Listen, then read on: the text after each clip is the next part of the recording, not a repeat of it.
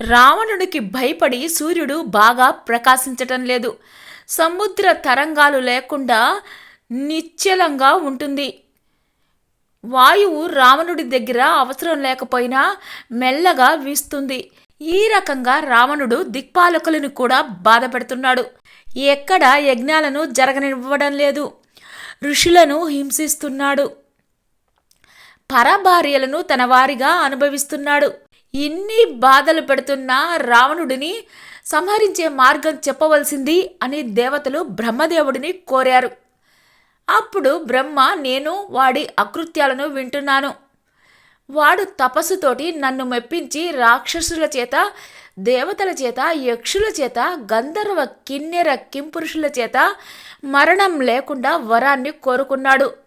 కానీ వాడికి మనుషుల మీద ఉన్న చులకన భావం చేత మనుష్య వానరాలను అడగలేదు అన్నాడు బ్రహ్మదేవుడు. అక్కడున్న అందరూ ఒక మార్గం తెలిసింది అని సంతోషపడ్డారు. అప్పుడు విష్ణుమూర్తి ఈ విధంగా అన్నాడు, మీరెవరూ కంగారు పడద్దు. రావణుడు చేసే అకృత్యాలన్నీ నాకు తెలుసు.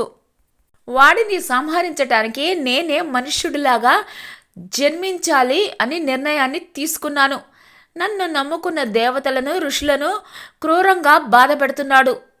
అందువలన వాడిని సంహరించి భూమండలం మీద 11,000 సంవత్సరాలు ఉండి ఈ పృథ్వీ మండలాన్ని పరిపాలన చేస్తాను అన్నాడు.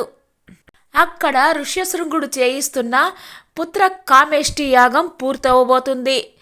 ఇంతలో యోగాగ్నిలో నుంచి ఒక దివ్య పురుషుడు చేతిలో వెండి మూత కలిగిన ఒక బంగారు పాయస పాత్రని పట్టుకొని దశరథ మహారాజుని పిలిచాడు.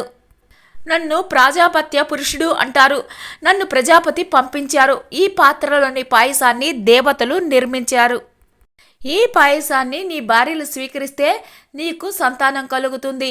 ఈ పాయసాన్ని స్వీకరించటం వల్ల నీ రాజ్యంలోని వాళ్ళు ధన ధాన్యాలతోటి తొలతూగుతారు, ఆరోగ్యంతో ఉంటారు అని చెప్పి వెళ్ళిపోయాడు. వెంటనే దశరథుడు ఆ పాయసాన్ని తన 3 పత్నులకి ఇచ్చాడు. యాగం పూర్తయ్యాక అక్కడికి వచ్చిన రాజులందరికీ బహుమానాలు ఇచ్చి సత్కారాలు చేసి పంపించాడు.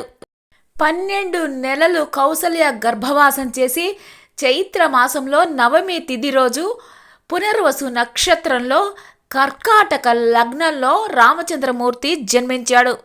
అదే సమయంలో కైకేయికి పుష్యమి నక్షత్రంలో మీన లగ్నంలో భరతుడు జన్మించాడు. తరువాత సుమిత్రకి లక్ష్మణుడు, శత్రుఘ్నుడు జన్మించారు.